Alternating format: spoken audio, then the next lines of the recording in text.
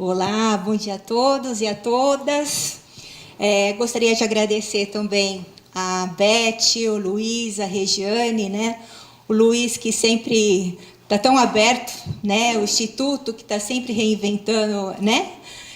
Trazendo novas oportunidades e sempre aberto à discussão. Então, levantei esse tema da economia criativa e fui super bem recebida, né, no momento que a gente trouxe isso para a discussão.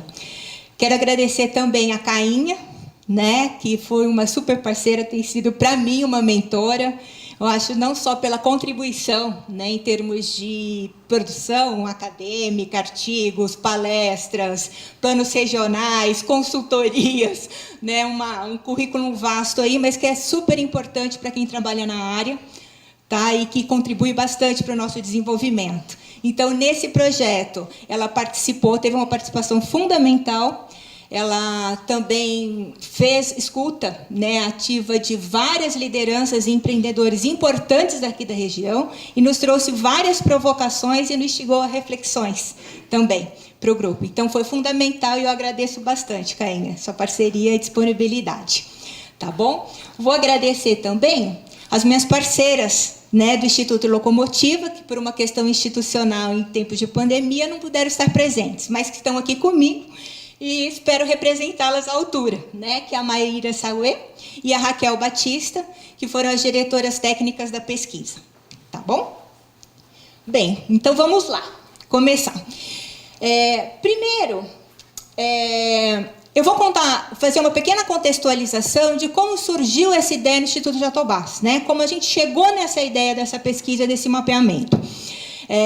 Eu comecei a atuar, né, minha história com o Instituto Jatobás, ele começa em 2017, né, em meados de 2017, em que o Luiz trouxe um desafio. Eu vim atuar na área de comunicação, na verdade, né? E o Instituto estava passando por um reposicionamento, começando um reposicionamento institucional, né? E o Luiz tinha um grande desafio do quê? De convergir, trazer convergências às ações do Instituto.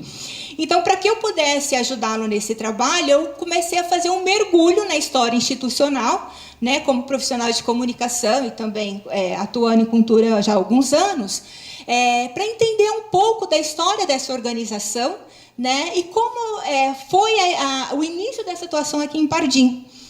E aí, quando a gente busca nessa investigação, a gente acaba, né, no terceiro setor, principalmente, entrando muito na história dos instituidores, né? Então, fui pesquisar a vida do Luiz Alexandre e da Beth. O Luiz é um empreendedor nato, né, tanto na área de negócios como social. E a Beth, ela começa a história dela aqui em Pardinho por meio do Max, né, que era o seu marido. E o Max, ele nos deixou um legado humanista, artístico, né, e empreendedor, que, de certa forma, ele se materializa nesse centro de cultura. Né? Então, não tem como a gente trabalhar esse contexto, né, do Instituto Jatobás sem trazer um pouquinho da história dos dois. É claro que a instituição ela evolui, ela começa a andar, né, sozinha, mas esse DNA ele permanece até hoje. Bom, entrando um pouco, né, no Centro Max Pfeffer, propriamente dito, o Centro é um equipamento de cultura, ele foi construído pelo Instituto Jatobás e entregue à comunidade pardinhense em 2015. E ele é um ponto de cultura certificado... 2008, perdão. Eu uns 15 anos. E ele é um ponto de cultura certificado pelo Ministério, pelo antigo Ministério da Cultura. Né? Então, ele tem como um dos pilares estratégicos o trabalho da cultura caipira raiz, porém também a responsabilidade de difusão e formação de público, né? Difusão artística e formação de público aqui na região. Né? Então, quando a gente começa a pesquisar um pouco esse espaço e interagir principalmente com os colaboradores, e aí o Sérgio ele tem um papel muito importante, o Sérgio Chico Almeida, primeiro, por serem da região, né? O Sérgio é aqui da região, e é um grande amante da cultura caipira, né? Ele é uma pessoa, um entusiasta, pesquisador, tem uma veinha artística e de apresentador também, né? Ele começou a trazer todas essas histórias, esses resgates, né? E me mostrar um pouco a importância dessa região. eu falo que caipira se reconhece, né? Ele é caipira pardinhense, eu sou caipira Rio Preto, vocês vão perceber no decorrer da apresentação, fácil. E isso toca, né? Então, de repente, a gente começa a olhar um pouco essa questão do caipira, né? Da nossa cultura paulista, de uma outra forma, né? A Rosane também, que é de Assis, que é de Garça, que ela é a nossa bibliotecária aqui do Centro Max Pfeffer, da Biblioteca de Pardinho. A Rosane também ela traz um repertório muito forte na literatura, na contação de história. Então, todos esses pedacinhos, essas pecinhas vão se juntando, né? E os artistas que se apresentam, o Fernando, o Osni Ribeiro também é um grande mestre, tem ensinado muito, né, com esse e outros projetos, a Carol Violeira, que também é da região. Então, todos eles contribuíram para que a gente fosse fazendo uma análise mais aprofundada do território, né, e começasse a destacar, poxa, não é só uma veia regional, né, que existe aqui. Existem esses agentes, existem esses artistas. Quem são essas pessoas? Isso já fiquei com a pulga atrás da orelha. Quando foi 2020, né, o ano passado, por conta da pandemia, né, a Lei Aldir Blanc ainda não tinha saído, né, e nós vimos a necessidade de entrar com uma ação emergencial.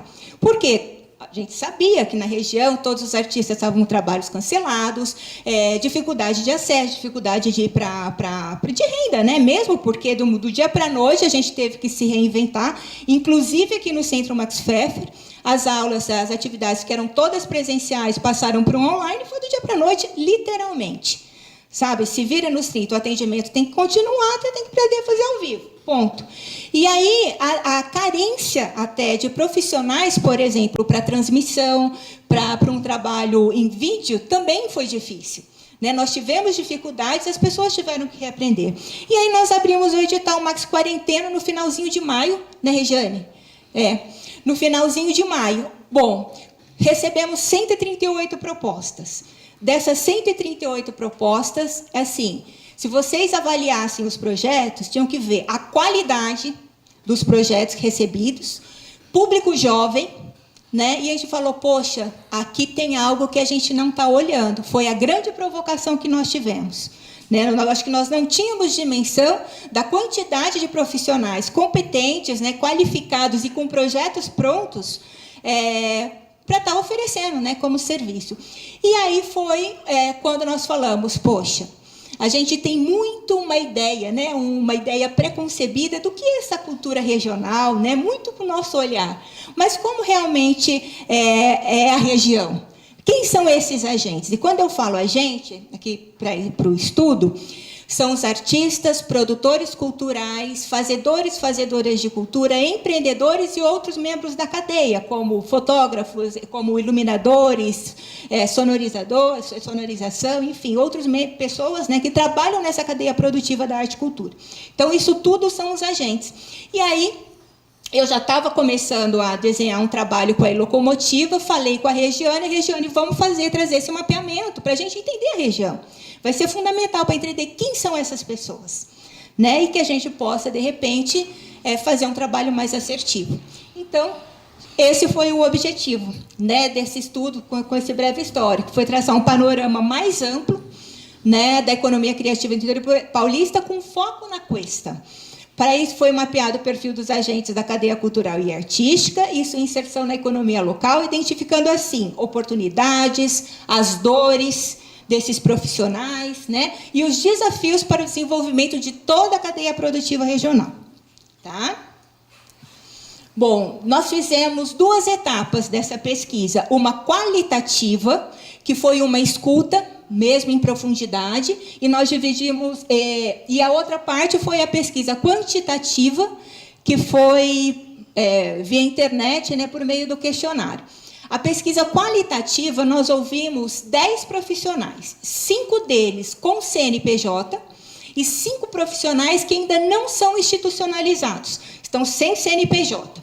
Tá? Foi uma entrevista de aproximadamente 1 hora, nós encaminhamos para o Instituto Locomotiva uma amostra aleatória, enfim, a gente não sabe quem são essas pessoas que responderam, para que tenha um sigilo e a liberdade. Mas foi um bate-papo franco, né, para identificar principalmente essas dores, os desafios enfrentados por essas pessoas. Ouvi-los mesmo. E a segunda, a primeira foi no final do ano passado, a segunda foi realizada agora, entre março, né, entre abril, finalzinho de abril e maio, né? Nós tínhamos uma meta, né, conseguir uma amostra de 200 respostas, porque era um questionário longo. Quem respondeu viu que ele era bem denso, né? Então, nós conseguimos 132, então, para a gente foi um sucesso, né? Foi bastante gratificante. Tinham que ser homens, mulheres acima de 18 anos, com CNPJ ou sem CNPJ, mas que atuassem em toda essa cadeia produtiva. Tá? As praças são aquelas que o Luiz mostrou, toda a região da Cuesta, Avaré, né? Toda aqui a região. Bom, nesse estudo, no formulário, ele tem praticamente 3 linhas, né, 3 pilares estratégicos de investigação, de escuta, que foi o quê? Falar um pouco sobre o perfil e o comportamento desses agentes. O segundo, as oportunidades e os desafios da economia criativa local. E o terceiro, que é o impacto da pandemia, tá, na carreira. Eu esqueci aqui no agradecimento de citar, foi uma falha, né, imitando o Luiz, a equipe do Centro de Inovação, do Sebrae Brasil, né, que, quando a gente começou a falar, ainda era CRIE, né, Centro de Inovação e Referência em Economia Criativa. Eles nos ajudaram muito, porque eles realizaram um mapeamento semelhante no Nordeste. Tá?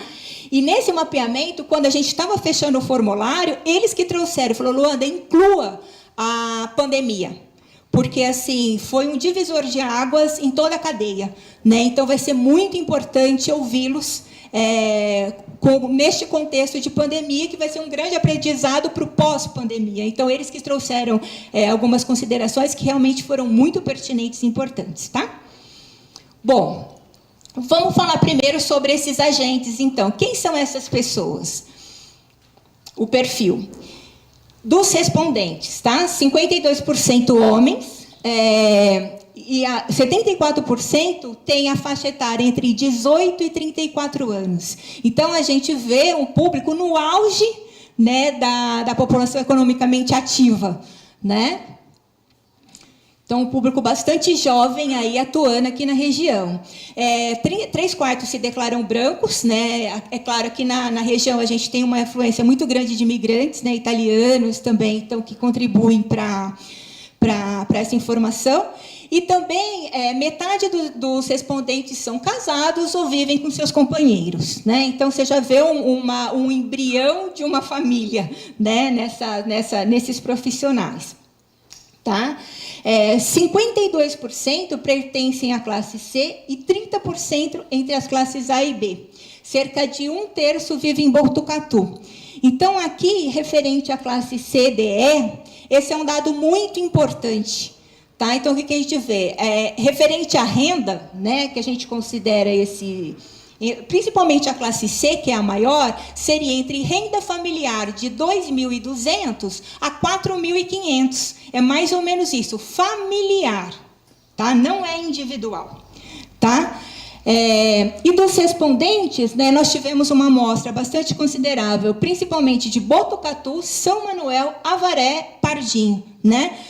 Detalhe, é super importante que a nossa análise foi regional. Então, a gente está considerando toda a região. Então, ela não é municipal. Tá? Então, a gente está querendo enxergar o perfil da região. Então, por isso que essa distribuição é rica, ela é importante. Tá? E aí, essa questão da predominância da classe C, né, a gente vê que também a maioria concentra, né, em Botucatu, São Manuel, Avaré e Pardim, e depois ela acaba vindo para as outras cidades, né, e aqui abre um pouquinho mais os outros municípios. Tá? Toda essa informação depois vai estar disponível na internet, então todos esses detalhes vocês vão ter acesso de forma detalhada. Aqui é um pouco da faixa de renda que eu falei. E aqui, gente, veio uma grande surpresa. Tá? Então, a gente já viu ali que essa amostra é bastante jovem. Né? Quando a gente entra aqui, olha só, 23% tem pós-graduação. E mais de, aqui, ó, 66% se graduou na área. Então, é uma população qualificada para atuar na área artística cultural. Tá? Então, isso é um grande diferencial, porque a gente está falando de capital humano, né? Qualificado. E olha só que interessante, quais são essas áreas, né, em que eles declaram atuar, né? Comunicação social, marketing, publicidade, design gráfico, artes cênicas, né, teatro, circo, dança, música, artes e artes visuais. Por que tem esse peso aqui na região? Porque existe a Unesp Bauru, com a Faculdade de Artes, Comunicação e Arquitetura, Artes e Comunicação, a Unicamp, que também é muito próximo, e também temos que citar o Conservatório de Tatuí. Então, na própria região, também tem centros de formação e referência, né? Então, aqui observando, gente, que as pessoas se formaram na região, então, provavelmente se formaram na região e estão na região. Eu cito um exemplo, por exemplo, quando eu saí de São José do Rio Preto para estudar, e Rio Preto não tinha faculdade de comunicação, e na época eu queria estudar comunicação, então eu tive que sair de Rio Preto, né? Então, naquele momento era falta de oportunidade, hoje a gente já vê que tem essas oportunidades. E aqui também abre um pouco mais nas áreas, mas destacando que 66% tem a qualificação, a formação nas áreas de arte e cultura e 34% em outras áreas. Tá? Dentre os cursos superiores, aqui está um pouquinho repetitivo, né? As 3 áreas, né? Que essa é mais ligadas a design, comunicação, artes cênicas, músicas e artes visuais, e depois abre as outras áreas. Tá? E aí, para fechar essa parte do perfil, né, principalmente socioeconômico, fazendo uma comparação da amostra da região com o estado de São Paulo, o que a gente observa desses agentes aqui da Cuesta? Né? Que eles são mais jovens, tá? Então, relacionado lá no demais estado de São Paulo, seria uma prioridade na faixa etária acima de 45 anos, né? Aqui, um grande percentual na classe C, né? E também de brancos. Então, se a gente fizer um comparativo para São Paulo, por exemplo, o perfil do agente aqui da Cuesta seria o de periferia de São Paulo, né? Seriam negros na periferia de São Paulo. E aqui a gente tem o quê? Um público branco com alta qualificação, porém baixa renda. Tá? Então, essa informação é bem importante para a gente entender quem tem na região. Bom, inserção na cadeia produtiva. Né? 44% dos respondentes atuam tanto como artistas como agentes da cadeia produtiva. Né? Então, o verdadeiro se vira nos 30, né, Sérgio? Então, aqui, o 42% ele se declara, eu sou artista, né? E 44% se declara, olha, eu sou artista e também agente da cadeia. Então, eu sou artista e faço iluminação, eu sou artista e produtor, e aí acaba desenvolvendo mais que uma atividade. Tá? Aqui, quando a gente... Tem uma outra informação super importante nesse quadrinho aqui. 27% dos que iniciaram o questionário declararam não atuar na área artística e cultural, porque a gente passou o questionário, ele começa a responder os dados, né, ali sociodemográficos, e aí a gente pergunta qual área você atua, e aí ele fala que não atuou. Então, muitas pessoas ainda não entendem o que é economia criativa. É um termo ainda que falta purificar um pouquinho o entendimento do que qual é o setor e quem atua nesse setor. Né? Então, por isso, a gente teve uma perda de 27% das pessoas que iniciaram, mas chegaram aqui e falaram que não atuava, aí automaticamente o questionário se encerrava. Tá bom? Então, também a gente trabalhar um pouco o que é essa cadeia produtiva e quem são esses profissionais. Bom, 6 em cada 10 respondentes dizem possuir CNPJ para atuar na área artística cultural. Aqui, Sebrae.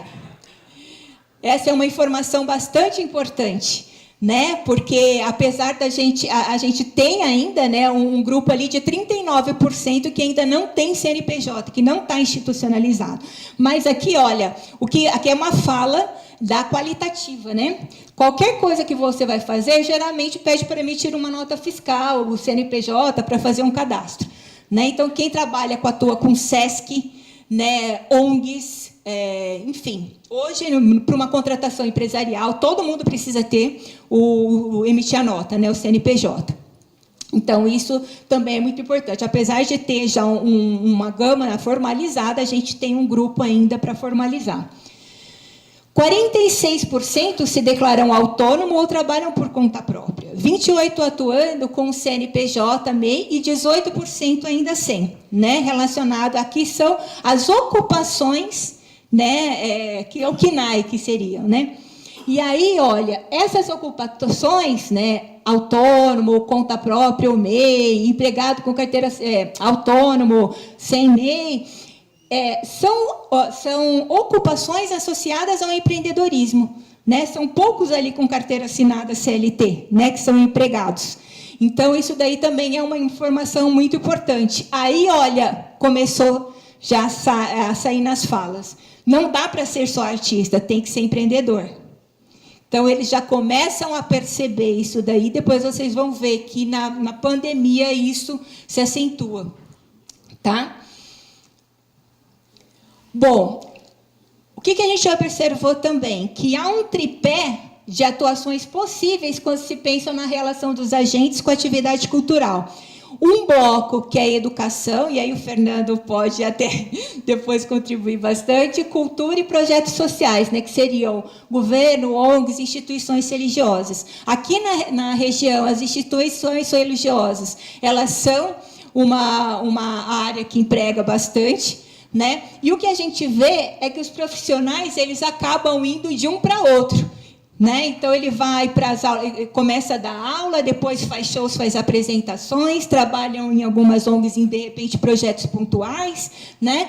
E acabam circulando nesses três, né? Não somente numa atividade. E aí, a maior parte dos respondentes atua com música, produção cultural e eventos. A música...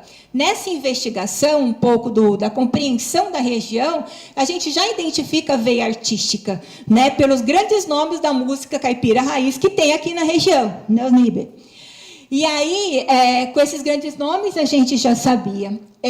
Produção cultural acaba sendo, um artista acaba sendo produtor também, mas uma grande representatividade na artes cênicas, né, que é dança, teatro, circo. A gente tem as companhias em Botucatu, Lençóis, Avaré, e também o artesanato, que vale a pena a gente prestar atenção também na produção. Tá?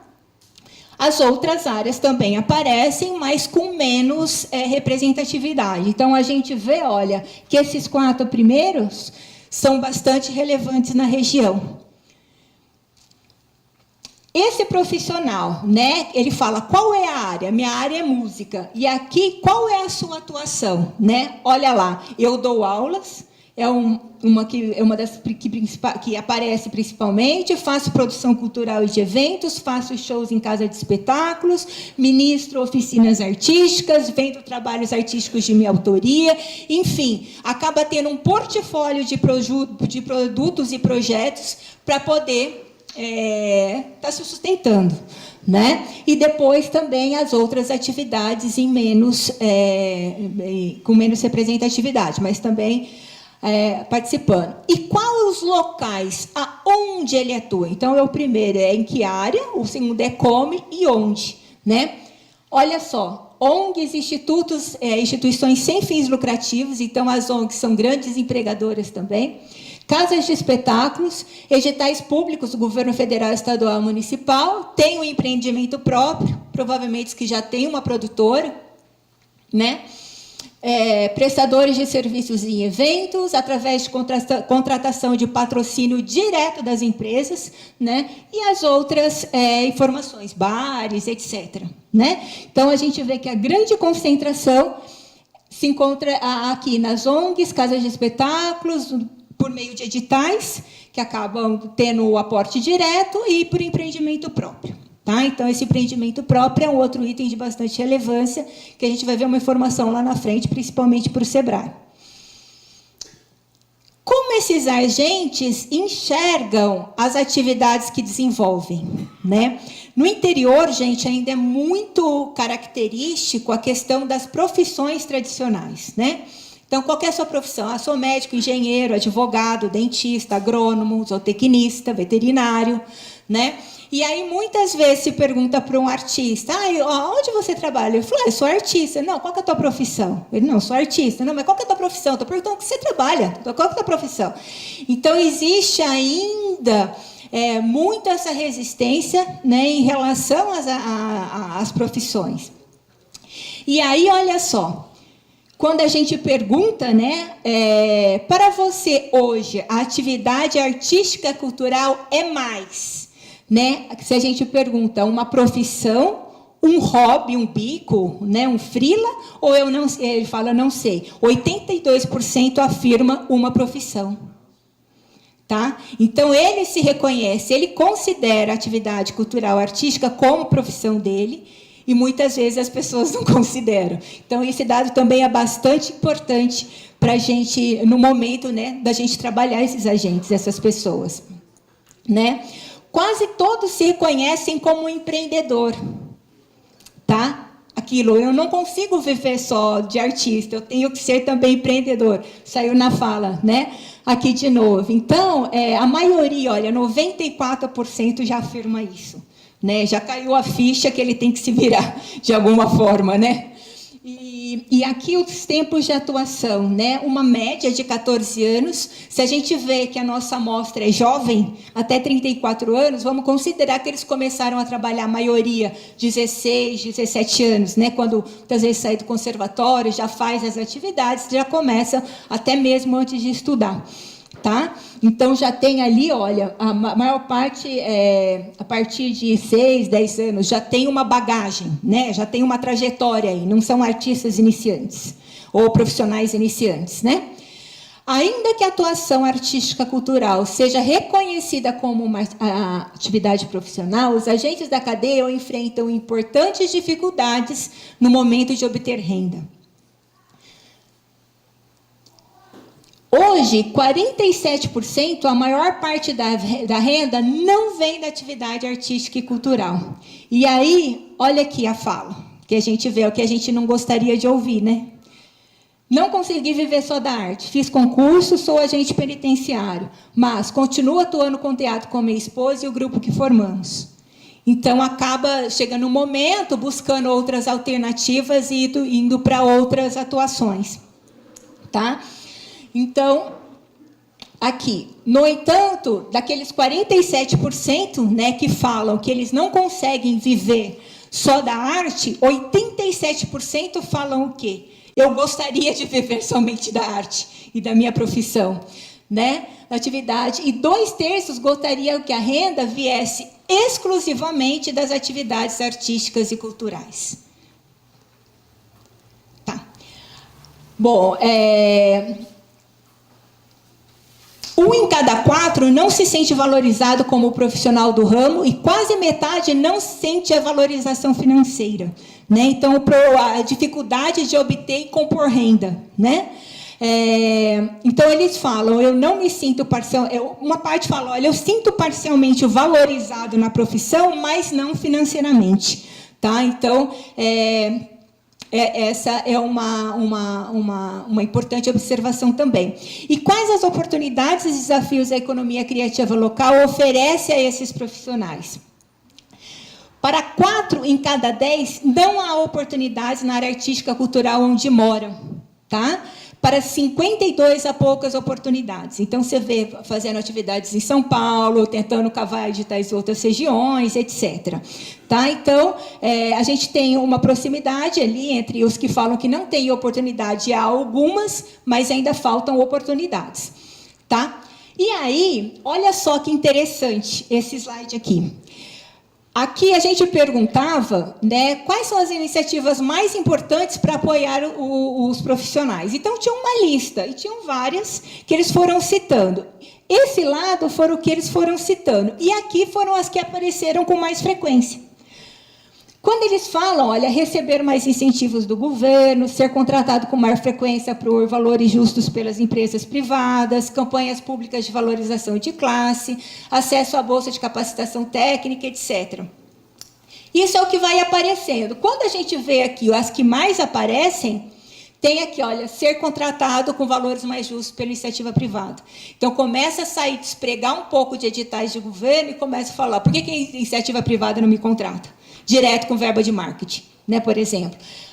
E continua aparecendo, receber mais incentivos do governo, campanhas públicas de valorização de classe, aqui trabalho principalmente dos conselhos municipais, atuação, né, a gente vê em Botucatu tem uma forte atuação, ter vínculo empregatício, então se dá aula, ser contratado pela escola, ser contratado pelo conservatório, né? Então, ter essas atividades. E aqui a gente vê, né, gente, assim, até nós fazermos uma reflexão sobre essa questão da contratação, né, pelo valor justo do profissional. Muitas vezes é aquele, vai lá na minha casa, dá uma palhinha naquele show, né? Vem aqui, faz uma arte para mim, rapidinha. Não, é uma artezinha. Quer dizer, o cara tem a hora dele de trabalho, tem a criatividade, tem o tempo e é uma artezinha. Então, a gente também se policiar para ver se nós estamos oferecendo também uma remuneração justa. Tá? Como visto na etapa qualitativa, os editais representam importante incentivo das gestões públicas para os profissionais da área cultural. Entretanto, eles esbarram em algumas dificuldades, né? 2/3 concordam que se os editais fossem mais simples e exigissem menos documentação, eles participariam mais. O que a gente viu? A gente teve algumas... muitos declararam isso, e nós já fizemos, o Instituto Jatobá já fez uma ação ativa para que os profissionais pudessem escrever projetos no PROAC. Nós fizemos uma capacitação, tivemos mais de 60 alunos participando do curso de elaboração de projetos para o PROAC. Tá? O PROAC facilitou também bastante o processo de inscrição. Então, muitas das coisas que saíram aqui, de certa forma, já foram atendidas, tanto pelo governo como até pelo Instituto, que já agiu proativamente, né? Aqui tem algumas percepções, que é o quê? Da burocracia, da documentação, porque antes, para você mandar o projeto, já tinha que mandar um monte de documentos. Hoje, no PROAC, não. Né? Na Lei Rouanet, na federal, é um pouquinho mais chato, mas no PROAC é só se você... seu projeto passar, que você vai ter que providenciar alguns documentos. Então, isso ajuda bastante, né? Essa perda. Outra coisa, a questão... Gente, não se escreve um projeto em meia hora, e nem 15 minutos, e nem em um dia. Um projeto bem feito é 1 semana, 10 dias. Então, tem que ter dedicação mesmo, tem que ter um bom repertório. Não é simples escrever um projeto. Então, isso aparece. Então, essa formação na escrita, no desenvolvimento, acaba sendo um empecilho, né? Então, isso é um ponto de qualificação importante, né? Lá, não sei a linguagem dos editais. Eu sei que tudo se aprende, mas eu não levo jeito e não gosto de fazer. Então, já tem, né, a ideia... preconcebida de que o negócio não vai dar certo, que não vai ser aprovado, né? Além das barreiras burocráticas, muitos diziam que eram mal divulgados. A gente notou, né, tanto na Lei Aldir Blanc, como agora no edital do PROAC, uma divulgação muito grande por meio de lives. O Instituto Jatobá fez uma live sobre o PROAC, né, com a Madalena, com a coordenadora de cultura lá da Secretaria de São Paulo. Enfim, a Secretaria fez várias lives, então, divulgando esses editais, né? E tem alguns canais como Prosas, outros canais que também hoje divulgam bastante. Grupos na internet, né, de produtores, né? Então, a GAB acaba disseminando mais a informação. Para 8 em cada 10, os editais têm divulgação restrita, né, e demandam esforço, então, já falei um pouquinho. E a maioria concorda que são sempre as mesmas pessoas que ganham os editais. Gente, isso é crença limitante, sabe? É claro que quem tem um bom projeto, um projeto bem escrito, a chance de ganhar é maior. Mas, principalmente na Lei Aldir Blanc, a gente viu que tiveram muitas pessoas que foram contempladas. Tá? E pessoas que nunca tinham sido contempladas. Tá? Então, tirar um pouquinho dessa resistência também e partir para a luta, né? A pesquisa mostra, também agora já entrando num outro ponto, que a gestão da atividade artística cultural como negócio é um desafio importante para muitos desses profissionais. 2/3 concordam que tem dificuldade de lidar com a parte comercial do trabalho. Então, o que é? O marketing, as vendas, né? Tá montando produtos para oferecer. E aqui tem uma fala interessante, eu tirei o nome das pessoas, né? Questão de sigilo, mas eu falo, olha, dei um exemplo. X é um ator, mas é um empreendedor nato, porque ele sabia vender muito bem as coisas dele. Aí tinha o Y, que era assim, 10 vezes melhor quanto ator que o outro, né? Mas não sabia vender. Então, quem fazia mais sucesso era a pessoa mais empreendedora. Tá? Então, esses pontos da questão da dificuldade de de realizar essa parte do processo, que muitas vezes não é a área dele de atuação. 6 em cada 10 dizem ter dificuldade em lidar com questões burocráticas, como emissão de nota fiscal, pagamento de impostos, etc. Gente, a gente, nos grupos de PROAC, né, e na própria capacitação aqui que a gente deu, o desespero em relação a questões de pagamento, impostos e notas fiscais. Então, a importância do papel de um contador especializado para atender esse público, sabe? Então, eu tenho que pagar uma pessoa com RPA, como que eu faço isso? Então, fica mais preocupado com esse processo do que com o que ele tem que executar e correr atrás. Então, essas pessoas são super importantes, profissionais também, para fazer parte da cadeia, né? Especializados em projetos culturais. 38% concordam que não se sentem preparados para fazer a gestão da sua carreira ou negócio. Aqui não é a carreira artística, é a carreira quanto negócio, né? Quanto business, né? Não me sinto preparado para fazer a minha gestão. E outros falam, olha, eu se sinto parcialmente preparados. E aí, a chegada da pandemia, né, o que a gente notou? Que 8 em cada 10, a pandemia impactou negativamente a sua atuação artística. Por quê? As festas festas e o evento pararam de acontecer, as casas do centro de cultura, museus foram fechados, o projeto qual que eu trabalhava foi suspenso, né? Por isso que a gente já falou, né, que foi uma dos segmentos mais impactados, né, pela pandemia, porque tem essa relação muito forte com o público, né, e com o espaço. Nós trabalhamos pouco, fizemos um trabalho para o Max Pfeffer, que foi o edital que nós abrimos, né, uma live lá, uma peça aqui, mas, no geral, não tivemos mais nada. Então, foi uma área que foi bastante difícil, né?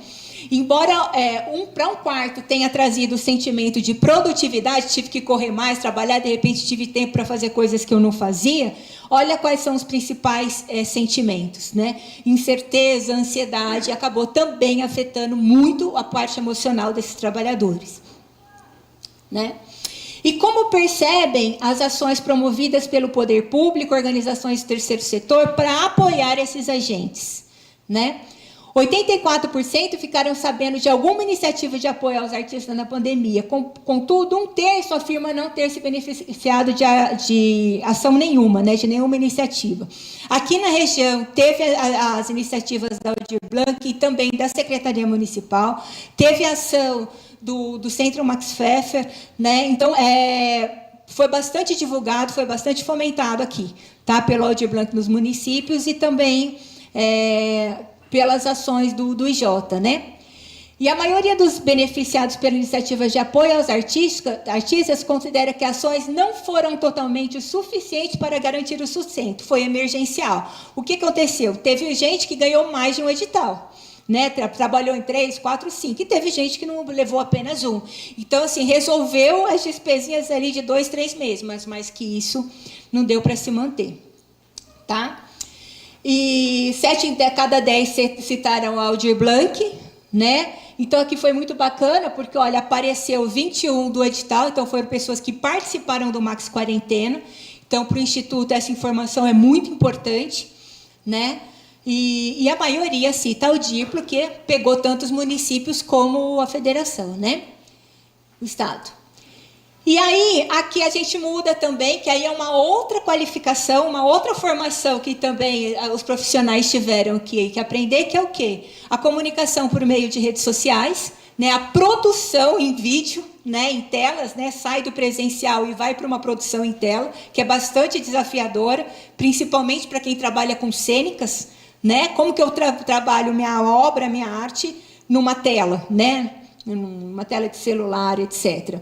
E é aí que a gente vê um crescimento muito grande de atuação via Instagram, WhatsApp e YouTube, né, comparado com antes da pandemia, que acaba ali, olha, tendo até os cartazes, que era uma das formas de comunicação que a gente vê, principalmente em pequenas cidades nessa região, que o cartaz é um veículo que funciona. Então, a gente vê essa migração e, principalmente, o crescimento dos canais do YouTube. Tá? E aí, 8 em cada 10 concordam que os eventos online são um importante meio de divulgação do trabalho artístico-cultural. É mais de divulgação e não como geração de receita, como ganhar dinheiro na internet, né?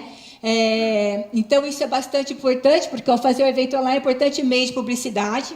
Outros falam aqui, acabam minha arte chegando a lugares que não chegaria se eu tivesse no presencial, mas tem essa dificuldade em remunerar via YouTube, né? Dificuldade em entender como se remunera com direitos autorais, né? Com o ECAD, como funciona esse processo. Então, são áreas que tem as plataformas de stream. Então, como que isso tem uma demanda aí por capacitação muito grande, porque é bastante confuso ainda e é difícil atingir. Entretanto, 4 em cada 10 relatam a dificuldade, olha, no processo de adaptação à linguagem nas redes sociais. Quando a gente lançou o edital Max Quarentena, nós fizemos, né, Rê, uma capacitação para produção de vídeo. E aí a gente via os artistas entrando em contato com a gente, fazem uma avaliação, vê se está bom, eu estou indo pelo caminho certo. Nunca tinha feito uma aula online ou um espetáculo online, né? Então acabou se ajudando bastante. Tá? E aqui, 9 em cada 10 tem dificuldade em monetizar as atividades artísticas pela internet, que é exatamente essas plataformas de stream, né? YouTube, Spotify, Deezer, todas essas que ainda não sabem. Então, assim, falo, quem vai ganhar dinheiro com live são grandes artistas que são patrocinados, né? Que recebem o patrocínio e não aquele que vai botar o som para conseguir. Embora a maioria discorde, 15% alegram preferir parar a atuação artística que fazer os eventos online, pelo desgaste dessa produção, de repente, para pouco resultado. Né? Então, tem que produzir, tem que aprender a transmitir, tem que fazer cenário, tem que filmar, né? Então, de repente, desisto dessa iniciativa e vou partir para outra. Enfim, quais são as considerações finais de todo esse estudo que sirva assim, um pouco de provocação e de reflexões, né? Para o que a gente pode trabalhar com esses agentes e alavancar, né, o trabalho desses profissionais. A pesquisa mostra que 82% considera a atividade artística cultural como uma profissão e 94% se consideram um empreendedor criativo e cultural. Então, eles se reconhecem já como empreendedores. Porém, para 47%, a parte da sua renda não vem da atividade artística cultural. Tem que fazer outras coisas. A maioria se sente pouco valorizada. As principais oportunidades de inserção hoje na economia criativa é o terceiro setor, setor público, por meio de editais. Esses agentes enfrentam importantes barreiras para acessar essas oportunidades advindas dos editais. Barreiras que passam por 39% não terem um CNPJ, né? Então ainda não consegue emitir uma nota e buscar umas outras oportunidades. A gestão comercial é uma parte que também pega muito, então aqui eu colocaria tanto o de marketing como comercial, porque a dificuldade na formatação de produtos também é grande, né? Desenhar produtos, mais de um produto para serem oferecidos. E a pandemia aprofundou ainda mais essas dificuldades, né? E a maioria revela ter utilizado os meios digitais são mais como publicidade e divulgação do trabalho do que como ganho, como receita. O fortalecimento da economia criativa da região passa por um estímulo à formação desses artistas em empreendedorismo, formações sobre participar de editais, formalizar atividades e gerenciar carreiras são outras formações importantes também para esse público. E, além disso, as ações governamentais e do terceiro setor para o fomento da arte e cultura são vistas positivamente, como fortalecimento da categoria. Tá? Muito embora nem sempre a renda obtida por essas fontes seja suficiente para garantir. A gente viu agora a importância da política pública da cultura, né? Para essas ações emergenciais e para conseguir recuperar um pouco. E a Lei Aldir Blanc, gente, só saiu porque teve uma pressão muito grande dos artistas, né, e de toda essa categoria. Então, isso é muito importante a gente colocar.